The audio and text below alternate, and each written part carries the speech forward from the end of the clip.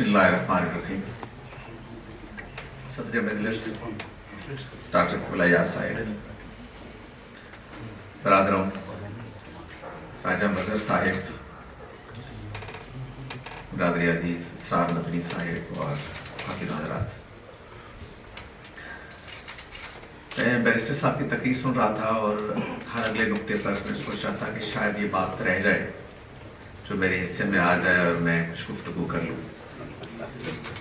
और मैं पर उम्मीद था कि कम से कम दाढ़ी तो एक रह जाएगी जिसमें वो बात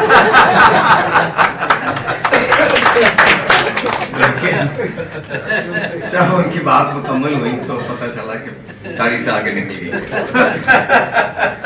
वो भी लपेट में आ गई। इसलिए अब कुछ बचा तो है नहीं कि जो मैं आपसे अर्ज करूं, और कुछ दोहराना आपके वक्त का भी बहुत अच्छा मसरफ नहीं है, इसलिए मैं अगली बात कहने की कोशिश करूंगा। फर्स्ट से बात कर अल्लामा इकबाल ने कहा था, अक़वाम मशरक़ से मुखातिब होके, इंडोनेशिया कम अज़ कम 24-25 साल से मेरे मुताले का मौजू है। 2004 में मैं पहली मरतबा इंडोनेशिया गया और उस सफ़र में मैंने अब्दुर्रहमान वाहिद साहब से भी मुलाकात की थी तवील, और वो भी मेरे इस प्रोजेक्ट का हिस्सा था कि मैं ये समझूं कि इंडोनेशिया में इस्लाम से क्या मुराद दी जा रही है और लोग इसको कैसे देख रहे हैं। ताबीर दीन वैसे तो मजमूई मेरा मौजू है, मेरी दिलचस्पी का, और मैं पिछले कई अशरों से इस पर गौर फिक्र करता रहा हूँ।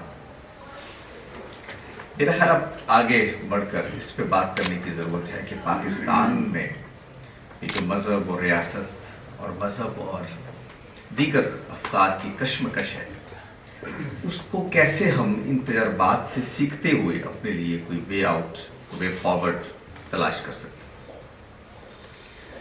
ताबीर दीन की यहाँ बहुत बात हुई। ताबीर दीन से असल में मुराद क्या होगी, एक बड़ा अहम सवाल है। ताबीर दीन से मुराद ये होती है कि दीन के सब कंटेंट, यानी जिस चीज़ का नाम दीन है, उस सब को सामने रखते हुए हम बैसित मजबूरी ये अखज़ करने की कोशिश करते हैं कि दीन से हम असल में क्या नताइज हासिल करना चाहते हैं। कि इंडोनेशियन इस्लाम हो, ये सब कॉन्टिनेंटल इस्लाम हो, ये यूरो इस्लाम हो, आप अगर इसको देखिए तो कोई कंटेंट में से ऐसी चीज़ नहीं है जो मिसिंग है। सब में कुरान मजीद पहला माखज़ है, सब में सुन्नत दूसरा माखज़ है। हत्ता कि मजीद आगे बढ़िए तो ये जो 4-5 फ़िकी मसालिक हैं, ये सारे इस्लाम उसके अंदर ही आपको दिखाई देते। जैसे अभी बात हुई कि इंडोनेशिया की बात करेंगे तो शवाफे की ट्रेडिशन से अपने आप को वाबस्ता समझ रही है। ये बरसगीर की रवायत हनफी रवायत से वाबस्ता है, और ये यूरो इस्लाम जिसको हम कहते हैं वो मोस्टली सल्फी अफकार से मुतासर लगता है, लेकिन उसमें और भी ट्रेंड्स शामिल हैं। तो कहना यह है कि कहीं भी सबको आप पढ़ जाइए, सबको आप देख जाइए, कहीं भी ऐसा नहीं है कि दीन की किसी चीज़ का इनकार है। ऐसा नहीं है कि कोई नमाज पढ़ता कोई नहीं पढ़ता, कोई नमाज की फर्जियत का कायल और कोई नहीं कायल, कोई कुरान मजीद को माखज़ मानता और कोई नहीं मानता। हत्ता कि जैसे अभी जिक्र हुआ, खत्म नबूवत का मसला भी अब उम्मत में बड़ी हद तक इत्तफाक के राय का मसला है। यानी जो खत्म नबूवत को नहीं मानता वो दार इस्लाम में नहीं है। ये अब सब कॉन्टिनेंट का मसला नहीं रह गया, बल्कि कमो पेश मुसलमानों में इजमा अब इस पर हो गया बड़ी हद। तो कहना यह है कि इसके बावजूद कि दीन के कंटेंट अपनी जगह मौजूद हैं, लेकिन ताबीरात मुख्तलिफ। हम कहते हैं ये इंडोनेशियन ताबीर है, ये सब कॉन्टिनेंटल ताबीर है। तो सवाल ये है कि ताबीर का जो इशू है ये बड़ा इंपॉर्टेंट है ये समझने के लिए कि दीन से असल में हम क्या नताइज अखज़ करना चाहते हैं। बैरिस्टर साहब ने इशारा किया कि जो चीज़ वो अखज़ करना चाहते हैं इंडोनेशिया के लोग, वो एक ऐसे माशरे की तश्कील है जिसकी असास एहतराम इंसानियत हो और जिसमें किसी का कोई हक मजरू ना हो, कतई नज़र इसके कि उसके सिन्फ क्या है, कतई नज़र इसके कि उसका मज़हब क्या है, कतई नज़र इसके कि उसकी ताबीर क्या है। हम एक ऐसे माशरे की तरफ बढ़ना चाहते हैं। बड़े सगीर की तरफ जब आप आते हैं तो आप ये महसूस करते हैं कि यहाँ आपको ये ताबीर غالب نظر آتی ہے کہ اصل میں ہم نے اسلام کو غالب کرنا ہے. ہم نے ایک ایسی ریاست اور سیاسی نظام تشکیل دینا ہے جس کے اندر اسلام کی حاکمیت ہو.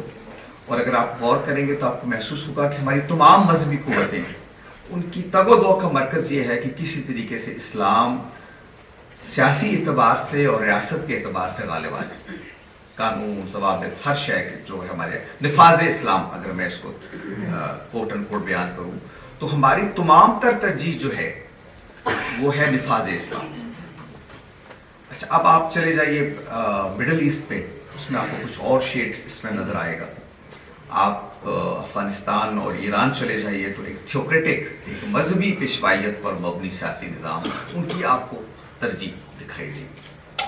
اہم سوال جو ہمارے سوچنے کا ہے وہ یہ کہ یہ سب تعبیرات ہمارے سامنے ہیں، تو سوال یہ ہے کہ وہ کون سی تعبیر ہے جو دنیاوی اعتبار سے ہمیں اختیار کرنی چاہیے اور جس کے اندر انسانیت کی بھلائی ہے. تو میں یہ خیال کرتا ہوں کہ سفر میں جو کچھ میں نے سیکھا، اس سفر میں بھی اور اس سے پہلے بھی، یہ بنیادی سوال ہے کہ یہ تجربات جو ہم کرتے ہیں، آپ سب لوگوں کو بھی موقع ملتا ہوگا، آپ ملک سے باہر جاتے ہیں، یورپ کی آپ جاتے ہیں، ذکر کیا ابھی. اب تو ایک پوری ٹرم، جیسے میں نے یورو اسلام پوری ٹرم استعمال ہوتی ہے ایک خاص تعبیر دین کے لیے، اور اس کے پس منظر میں بھی ایک پوری فقہ الاقلیات، ایک پوری فکر نئی ڈیولپ ہو گئی ہے ساری کے ساری. ہمارے ڈاکٹر محمود غازی صاحب کہا کرتے تھے کہ ایک کاسموپولیٹن فکر بنانے کی ضرورت ہے اس سوسائٹی کے اندر، اس دور کے اندر جو نیا جدید دور آ چکا ہے. گلوبلائزیشن کے اپنے کانٹیکس میں ایک تعبیر کا مسئلہ آپ کے یہاں پیدا ہو چلا ہے. تو یورو اسلام میں کیا ہے کہ آپ ایک ایسے سیٹ اپ کے اندر رہتے ہوئے کہ جس میں اسلام سیاسی اعتبار سے غالب نہیں ہے، لیکن آپ اپنی اسلامک آئیڈینٹی کو کیسے برقرار رکھ سکتے ہیں، اس کوشچن کو آپ ایڈریس کرتے ہیں اور پھر آپ اس کو حل کرنے کی کوشش کرتے ہیں. تو بنیادی سوال یہ ہے کہ اب ان میں سے کوئی اسلام نہیں ہے کہ ہم یہ جسارت کریں کہنے کی کہ یہ اسلام نہیں ہے. یعنی کوئی یہ کہے کہ انڈونیشین اسلام اسلام نہیں ہے، یا ایرانی اسلام اسلام نہیں ہے، یا طالبان کا اسلام اسلام نہیں ہے، یا سب کانٹیننٹ کا اسلام اسلام نہیں ہے. پہلی بات تو یہ ہے کہ اس چیز کو پس چبائے کرد کے ضمن میں کہنا چاہتا ہوں، ہمیں یہ بات سمجھنی ہوگی کہ دین کی تعبیرات موجود ہیں، اور دین کی تعبیر اصل میں ایک انسانی عمل ہے، اور اس میں تنوع ہوگا، اس میں ایک سے زیادہ تعبیرات ہوں گی، اور کسی کو یہ حق حاصل نہیں ہے کہ وہ کسی چیز کے بارے میں کہے کہ یہ واحد تعبیر ہے جو حق پر مبنی ہے اور دیگر تمام تعبیرات جو ہیں وہ باطل ہیں. اس مائنڈ سیٹ سے میں جو آپ جو کہیے کہ انڈونیشیا کے وزٹ سے جو سیکھ پایا ہوں، یہ سیکھ پایا ہوں کہ ایک ایسی معاشرت جس کے اندر آپ اپنے اس حق کو استعمال کرتے ہیں، جیسے میں نے کیا کہ اس میں دین کی کسی چیز کا انکار نہیں ہو رہا، جس کو ہماری ٹرم میں کہتے ہیں ضروریات دین. ضروریات دین میں سے کسی چیز کا انکار نہیں ہو رہا، لیکن ترجیحات کو آپ ایڈجسٹ کر رہے ہیں اپنے سوشل انوائرمنٹ کے اعتبار سے. یہ سب سے بڑا نقطہ ہے جو ہمیں سیکھنا ہوگا. اور ہمارے ہاں جو بڑے مسئلے آپ دیکھ رہے ہیں کہ مذہب کے نام پر اختلاف ہے، یعنی دوسرا نقطہ جو ہمارے سمجھنے کا ہے کہ وہاں مذہب وحدت کی علامت ہے، ہمارے یہاں مذہب انتشار کی علامت ہے. بڑی امپارٹنٹ فرق ہے. وہاں مذہب مرد اور عورت کو الگ کر رہا ہے، وہاں مذہب مسلم اور غیر، یہاں ہمارے یہاں مرد اور عورت کو الگ کر رہا ہے مذہب. یہاں مذہب مسلمان اور غیر مسلم کو الگ کر رہا ہے، یہاں مذہب سیاسی اور غیر سیاسی کو الگ کر رہا ہے، یہاں مذہب فقہی تعبیرات میں الگ کر رہا ہے ایک دوسرے کو. حتیٰ کہ ایک فقہ کے اندر رہتے ہوئے حنفی، بریلوی اور دیوبندی بریلوی بھی اپنے آپ کو الگ کر رہے ہیں. اس کے برخلاف انڈونیشیا کا اسلام لوگوں کو وحدت کی طرف لا رہا ہے، یونٹی ان ڈائیورسٹی کو تلاش کر رہا ہے، اور ہم جو ہیں ہم اس سے منقسم ہونے کے راستے تلاش کر رہے ہیں اپنی تعبیر دین سے. تو دوسرا اہم سوال یہ ہے، یعنی پہلا سوال جو ہمیں پس سے بات کر کے جواب دینا ہے کہ دین ہمارے لیے خیر کی قوت ہے یا ہمارے ملک کے اندر اضطراب، پریشانی اور مسئلے کی جڑ کے طور پر سامنے آیا ہے، ایک. اور دوسرا سوال یہ ہے کہ دین خیر کی قوت ہونے کے ناطے ہم کو جمع کر رہا ہے کہ ہمیں تقسیم کر رہا ہے. یہ دوسری چیز ہے جو ہمیں انڈونیشیا سے سیکھنے کی ضرورت ہے. اور تیسری چیز جو بڑی عام ہے وہ یہ ہے کہ دین اصل میں فقہ کا نام ہی اسی کا، ہمارے یہاں تو عجیب بات ہے کہ فقہ کو ہم نے جمود کا نام لے لیا. فقہ جمود کا نام نہیں ہے، فقہ راستے نکالنے کا نام ہے. سفیان ثوری کا قول میں نے ایک دفعہ پڑھا تھا، تو انہوں نے کہا تھا کہ یہ لوگ یہ نہ کھا کریں کہ علماء اختلاف کرتے ہیں، وہ کھا اختلاف کرتے ہیں. آپ یہ کہیں کہ فقہاء نے ایک سے زیادہ راستے دے دیے آپ کو عمل کرنے، جب ایک سے زیادہ انٹرپریٹیشن آپ سامنے رکھ رہے ہوتے ہیں تو اس کا مطلب یہ ہوتا ہے کہ آپ کے پاس 4-5 راستے آ گئے. نمازیں جمع کی جا سکتی ہیں یا نہیں کی جا سکتی، کون سی نمازیں جمع کی جا سکتی ہیں، تیمم جرابوں پہ ہو سکتا ہے یا نہیں ہو سکتا، یہ مسائل ہیں نا. اب نماز فرض ہے، اس پہ کوئی دوسری رائے نہیں ہے. اب اس کو عمل کیسے کرنا ہے، یہ ساری مشکلات دنیا میں آ رہی. تو علماء کی کئی آراء آپ کے سامنے آ جائیں گی. اب آپ چاہیں تو اس کو بتائیں کہ یہ بھی کوئی مشکل چیز، یہ کیا دین ہے جس میں اتنی آراء پائی جاتی ہیں. لیکن آپ اس کو اس اینگل سے دیکھیں کہ آپ کے پاس یہ طریقہ بھی آ گیا، یہ طریقہ بھی آ گیا، یہ بھی طریقہ آ گیا، یہ بھی آ گیا. اور کچھ لازم نہیں کہ ہر وقت آپ ایک ہی طریقے پہ عمل کریں، کسی طریقے پر آپ کسی وقت عمل کر سکتے ہیں.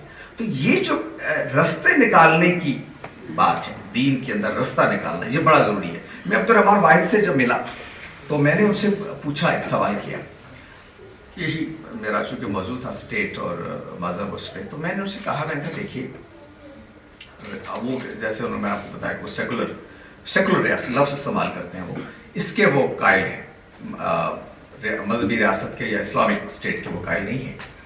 تو وہاں کا جو قانون ہے وہ یہ کہتا ہے کہ وراثت میں بیٹا اور بیٹی کا حصہ برابر ہے. یہ انڈونیشیا کا قانون ہے. آپ جانتے ہیں قرآن مجید نے اس میں فرق رکھا ہے، اس میں بیٹی کا حصہ اور بیٹے کا حصہ ایک نہیں ہے.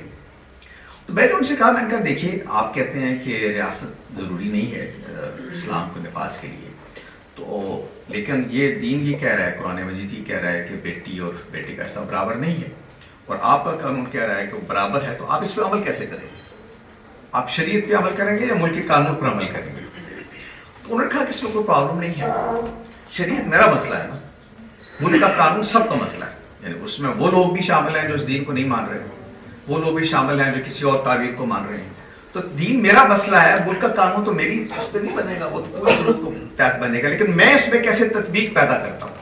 وہ کہتے ہیں کہ ہمارے والد فوت ہو گئے، تو ہم نے اپنے بھائیوں نے یہ طے کیا کہ ہم جو ہے وہ اس کو شریعت کے مطابق ہم مسئلے کو حل کریں. باپ کی بھائیوں کے 2 حصے، بہن کا 1 حصہ، مطلب بیٹے کے 2 حصے، بیٹی کا 1 حصہ. اس اصول پر ہم نے تقسیم کر دیا وراثت. پھر ہم نے کہا کہ اب ہم والنٹریلی بھائی اپنا حصہ چھوڑتے ہیں اور بہنوں کو بھی اتنا ہی دیتے ہیں جتنا ہم بھائیوں کو دیتے ہیں. اچھا، اب یہ راستہ کس نے آپ کے لیے بند کیا کہ آپ اپنے حصے سے بڑھ کے کسی کو دے دیں؟ میں تو چاہوں تو پورا حصہ دے سکوں، آپ بھی چاہیں پورا حصہ دے سکتے. تو انہوں نے کنفلکٹ نہیں بنایا، راستہ نکالا. تو دین جو ہے، یہ جو جس کو کہتے ہیں تفقہ فی الدین، دین کے اندر بصیرت کیسے ڈیولپ ہوتی ہے، وہ ایسے ڈیولپ ہوتی ہے. آپ کنفلکٹ نہیں جنریٹ کرتے، آپ اپنے لیے راستہ نکالتے ہیں کہ آپ دین پر بھی کھڑے رہتے ہیں، اور آپ اس کے اندر سے راستہ نکال کر اپنے لیے دین پر بھی آپ کھڑے ہیں، اور اس کے ساتھ ساتھ آپ اس پر اپنے ملک کے قانون کو، ملک کی روایت کو جو بھی ہے اس کو بھی قبول کر رہے ہیں. تو میرا خیال یہ ہے کہ ایک لمبی گفتگو ہے، ہم اس کو آگے بڑھانا چاہیے. ایک مکالمے کی ایک فضا، جیسے میں نے کچھ نکات آپ کے طرف رکھے کہ پس سے بائت کر، یعنی یہ ساری تعبیرات ہمارے سامنے ہسٹوریکلی بھی ہیں، تاریخ میں بھی موجود رہی ہیں. اور میں آپ سے کروں کہ ان میں سے کوئی چیز نئی نہیں ہے. یہ لوگوں کو غلط فہمی ہوتی ہے کہ کوئی نیا اسلام لوگ پیش کر رہے ہیں. امام شافعی کو نئے آدمی ہیں، جن لوگوں پر اس کہتے ہیں کہ محمد کا اجماع ہے، اور میں سے ایک آدمی ہے. ان کی آراء ہم سے کتنی مختلف دکھائی دیتی ہیں، اور یہ آئے سے نہیں ہے. آپ مسلمانوں کی علمی تاریخ کا مطالعہ کیجیے، اصحاب الرائے اور اصحاب الحدیث کا اختلاف بہت ابتدا سے چلا آ رہا ہے، جس کو آج ہم نے انکار حدیث کا فتنہ بنا دیا. یہ اس طرح کے شیئرز پہلے بھی پائے جاتے ہیں، لیکن توسع تھا. وہی بات، تعبیرات ایک سے زیادہ ہو رہی ہوتی ہیں، اور ہم اس کے اندر دوسروں کو بھی سپیس پیدا کر رہے ہوتے ہیں اور اپنے لیے بھی سپیس نکال رہے ہوتے ہیں. تو یہ جو کنٹمپریری اسلام ہے، اس کو سمجھنے کی کوشش کیجیے. اور میری اس میں ایک سجیشن اور ایک میری پرانی اس میں تھی، میں نے کوشش بھی کی ایک دور میں، کہ جو چیزیں لکھی جا رہی ہیں انڈونیشیا میں مثلا لکھی جا رہی ہیں، سعودی عرب میں لکھی جا رہی ہیں، ایران میں لکھی جا رہی ہیں، ان کا ترجمہ ہونا چاہیے پاکستانی زبانوں کے اندر. آپ صاحب آپ کے ساتھ انشاءاللہ ہم کریں گے رحمۃ اللہ علیہ اتھارٹی کے لیول پہ بھی چیزیں، وہ چیزیں ترجمہ ہو کے آئیں. ہم اس پہ کوئی تبصرہ نہیں کرتے، جیسی چیزیں ہم نے آپ کی کرنا. نہضت العلماء کی کیا اپروچ ہے، وہ یہاں ترجمہ ہو کے آنا چاہیے. ان کی اصول تفسیر کیا ہے، وہ یہاں ترجمہ ہو کے آنا چاہیے. محمدیہ والے کیسے اسلام کو دیکھ رہے ہیں، ایران کے علماء کیسے چیزوں کو دیکھ رہے ہیں، اس کا ترجمہ ہونا چاہیے، یہاں آنا چاہیے. طالبان کیسے دین کو سمجھ رہے ہیں، ان کے اصول ضوابط کیا ہیں، کیسے اپلائی کر رہے ہیں، اس کا ترجمہ ہونا چاہیے. لوگوں کے اندر، لوگوں کو راستے، وہی سلمان سوری والی بات ہے، سفیان سوری والی، راستے دیں، لوگوں کو بتائیں کہ یہ ساری تعبیرات دین کے اندر ہو رہی ہیں ساری کی ساری، اور اسی کو آپ آگے لے کے چلیں.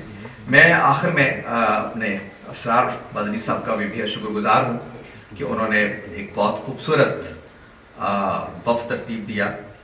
ان کے ایستھیٹکس کو بھی میں اپریشیٹ کرتا ہوں کہ بہت اچھے اچھے لوگ اندر اور باہر سے خوبصورت لوگ انہوں نے جمع کر دیے. ان کی صحبت میں ہم رہے اور بہت اچھا وقت گزارا، سیکھنے کا عمل آسان ہوا، سفر کی صحبتیں مشکلیں آسان ہوئیں، اور میں امید کرتا ہوں کہ یہ ایک پروسیس میں ڈھل جائے، یعنی یہ سفر ایک پروسیس بن جائے سیکھنے کا، اور ہم پس سے باہر کرد کے اصول پر آگے بڑھیں اور ان ساری چیزوں کو سیکھیں. آپ سب کو بہت شکریہ.